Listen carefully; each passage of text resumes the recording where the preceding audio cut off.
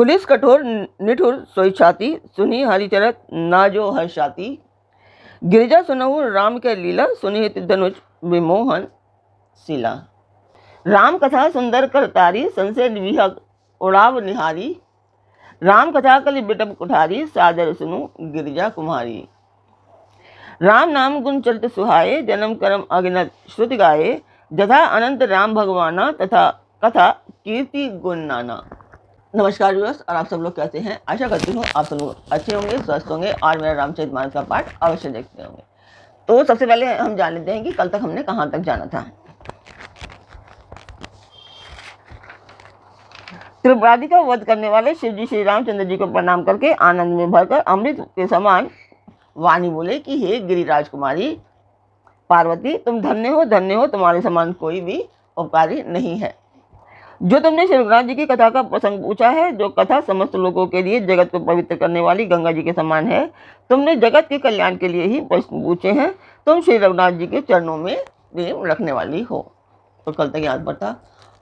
आज मैं बता देना चाहती हूँ कि ये पाठ एक शुभ कार्य है, मंदिर के लिए कर रही हूँ। चाहती हूँ कि इसमें आप लोगों का सहयोग चाहती हूँ कि आप लोग सब्सक्राइब करें, लाइक और शेयर अवश्य करें, ताकि मेरा ये औचित्य पूर्ण हो पाए। तो मंदिर की वीडियो में डालती हूँ, आप लोग देखिए।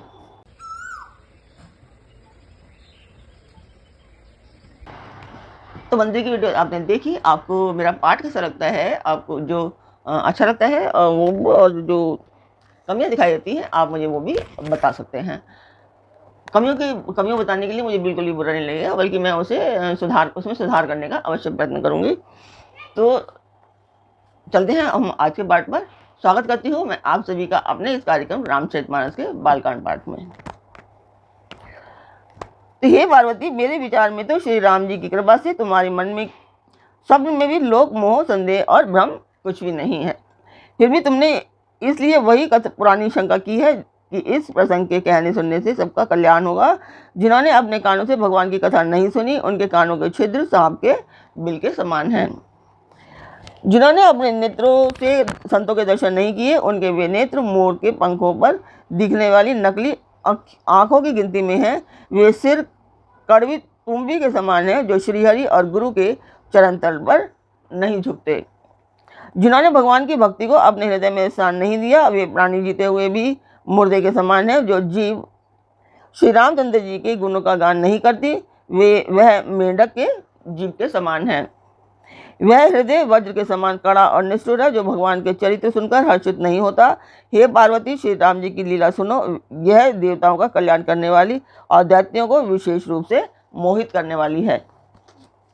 श्री राम जी की कथा कामधेनु के समान सेवा करने से सब सुखों को देने वाली है, और सत्पुरुषों के समाज ही सब देवताओं के लोग हैं। ऐसा जानकर इसे कौन ना सुनना चाहेगा। श्री रामचंद्र जी की कथा हाथ की सुंदर ताली है, जो संदेह रूपी पक्षियों को उड़ा देती है। फिर राम कथा कलयुग रूपी वृक्ष को काटने के लिए कुल्हाड़ी है। हे गिरिराज कुमारी, तुम इसे आदरपूर्वक सुनो। वेदों ने श्री रामचंद्र जी के सुंदर नाम, गुण, चरित्र, नाम, जन्म और कर्म सभी अगिनत कहे हैं। जिस प्रकार भगवान श्री रामचंद्र जी अनंत हैं, उसी तरह उनकी कथा, कीर्ति और गुण भी अनंत हैं। तो भी तुम्हारी अत्यंत प्रीति देखकर जैसा कुछ मैंने सुना है और जैसी मेरी बुद्धि है, उसी के अनुसार मैं कहूँगा। हे पार्वती, तुम्हारा प्रश्न स्वाभाविक, सुंदर, सुखदायक और संत सम्मत है, और मुझे तो बहुत ही अच्छा लगा है। परंतु हे पार्वती, एक बात मुझे अच्छी नहीं लगी, यद्यपि वह तुमने मोह के वश होकर की कही है। तुमने जो यह कहा कि वे राम और कोई हैं जिसे वेद गाते और मुनिजन जिनका ध्यान करते हैं, जो मोहरूपी पिशाच के द्वारा ग्रस्त है, पाखंडी हैं, भगवान के चरणों से विमुख हैं, और जो झूठ सच कुछ भी नहीं जानते, ऐसा अधम मनुष्य ही इस तरह कहते सुनते हैं।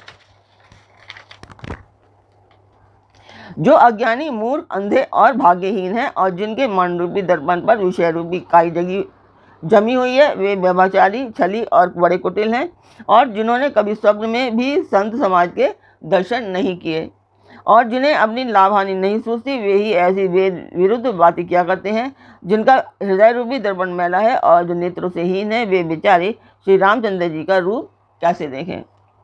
जिन्होंने निर्गुण सगुण का कुछ भी विवेक नहीं है, जो अनेक मनगढ़ंत बातें बका करते हैं, जो श्रीहरि की माया के वश में होकर जगत में जन्म मृत्यु के चक्र में भ्रमते रहते हैं, उनके लिए कुछ भी कह डालना असंभव नहीं है। जिन्हें वायु का रोग, संधिपात, उन्माद आदि हो गया हो, जो भूत के वश हो गए हों और जो नशे में चूर हैं, ऐसे लोग विचार कर वचन नहीं बोलते। जिन्होंने महामोह रूपी मदिरा पी रखी है, उनके कहने पर कान न देने चाहिए। अपने हृदय में ऐसा विचार कर संदेह छोड़ दो और श्री रामचंद्र जी के चरणों को भजो। हे पार्वती, ब्रह्म रूपी अंधकार के नाश करने के लिए सूर्य की किरणों के समान मेरे वचनों को सुनो। सगुण और निर्गुण में कुछ भी भेद नहीं है। मुनि, पुराण, पंडित और वेद सभी ऐसा कहते हैं। जो निर्गुण, अरूप, निराकार, अव्यक्त और अजन्मा है, वह भक्तों के प्रेमवश सगुण हो जाता है। जो निर्गुण है वही सगुण कैसे है? जैसे जल और ओले में भेद नहीं, दोनों जल ही हैं, ऐसे ही निर्गुण और सगुण का ही है, जिसका नाम ब्रह्म रूपी अंधकार के मिटाने के लिए सूर्य है, उसके लिए मोह का प्रसंग भी कैसे कहा जा सकता है? श्री रामचंद्र जी सच्चिदानंद स्वरूप सूर्य हैं, वहाँ मोह रूपी रात्रि का लवलेश भी नहीं है। वे स्वभाव से ही प्रकाश रूप और षडेश्वरी युक्त भगवान है। वहाँ तो विज्ञान रूपी प्रातःकाल भी नहीं होता। अज्ञान रूपी रात्रि हो तो तब तो विज्ञान रूपी प्रातःकाल हो। भगवान तो नित्य ज्ञान स्वरूप हैं। हर्ष, शोक, ज्ञान, अज्ञान, अहंता और अभिमान, ये सब जीव के धर्म है। श्री रामचंद्र जी तो व्यापक ब्रह्मा, परमानंद स्वरूप, परात्पर प्रभु और पुराण पुरुष हैं। इस बात को सारा जगत जानता है। जो पुराण पुरुष प्रसिद्ध हैं, प्रकाश के भंडार हैं, सब रूपों में प्रकट हैं, जीव, माया और जगत सबके स्वामी हैं। यही रघुकुल मणि श्री रामचंद्र जी मेरे स्वामी हैं। ऐसा कहकर शिव जी ने उनको मस्तक नवाया। अज्ञानी मनुष्य अपने भ्रम को तो समझते नहीं और वे मूर्ख प्रभु श्री रामचंद्र जी पर उनका आरोप करते हैं। जैसे आकाश में बादलों का पर्दा देखकर कुविचारी लोग कहते हैं कि बादलों ने सूर्य को ढक दिया। जो मनुष्य आंख में उंगली लगाकर देखता है, उसके लिए तो दो चंद्रमा प्रकट हैं। हे पार्वती, श्री रामचंद्र जी के विषय में इस प्रकार मोह की कल्पना करना वैसा ही है जैसा आकाश में अंधकार, धुएं और धूल का सोना। आकाश जैसे निर्मल और निर्लेप है, उसको कोई मलिन या स्पर्श नहीं कर सकता। इसी प्रकार भगवान श्री रामचंद्र जी नित्य निर्मल और निर्लेप हैं। विषय, इंद्रियों के देवता और जीवात्मा, ये सब एक ही सहायता से एक चेतन होते हैं। अर्थात विषयों का प्रकाश इंद्रियों से, इंद्रियों के देवताओं से और इंद्रियों देवताओं का चेतन जीवात्मा के प्रकाश से होता है। इन सब का जो परम प्रकाशक है, अर्थात जिससे इन सब का प्रकाश होता है, वही अनादि ब्रह्म अयोध्या नरेश श्री रामचंद्र जी हैं। यह जगत प्रकाश्य है और श्री रामचंद्र जी इसके प्रकाशक हैं। वे माया के स्वामी और ज्ञान तथा गुणों के धाम हैं, जिसकी सत्ता से मोह की सहायता पाकर जड़ माया भी तत्व सी भाषित होती है। जैसे सीप में चांदी की और सूर्य की किरणों में पानी की बिना किए हुए भी प्रतीति होती है। यद्यपि यह प्रतीति तीनों कालों में झूठ है, तथापि इस भ्रम को कोई हटा नहीं सकता। इसी तरह यह संसार भगवान के आश्रित रहता है। यद्यपि यह असत्य है तो भी दुख तो देता ही है। जिस तरह स्वप्न में कोई सिर काट दे तो बिना जागे वह दुख दूर नहीं होता।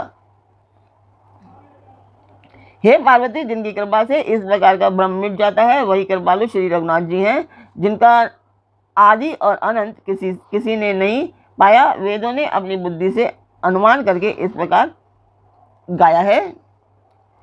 वह ब्रह्म बिना ही पैर के चलता है, बिना ही कान के सुनता है, बिना ही हाथ के नाना प्रकार के काम करता है, बिना मुंह जीवा के ही सारे छह रसों का आनंद लेता है और बिना ही वाणी के बहुत योग्य वक्ता है। वह बिना ही शरीर के स्पर्श करता है, बिना ही आंखों के देखता है और बिना ही नाक के सब गंधों को ग्रहण करता है, सूंघता है। उस ब्रह्म की करनी सभी प्रकार से ऐसी अलौकिक है जिसकी महिमा कही नहीं जा सकती, जिसका वेद और पंडित इस प्रकार वर्णन करते हैं और मुनि जिनका ध्यान करते हैं, वही दशरथ नंदन, भक्तों के हितकारी, अयोध्या के स्वामी भगवान श्री रामचंद्र जी हैं। तो आज का पाठ मैं यहीं पर पूर्ण करती हूँ। कल फिर मिलेंगे एक नए पाठ में, एक नई उमंग, एक नई तरंग के साथ। तब तक के लिए नमस्कार। जय सिया राम। सियापति रामचंद्र जी की जय। पाठ को सब्सक्राइब करना ना भूलिए, लाइक करना ना भूलिए और शेयर अवश्य कीजिए, और अपने परिवार और मित्रगणों को भी सब्सक्राइब एंड शेयर करने के लिए अवश्य कहें।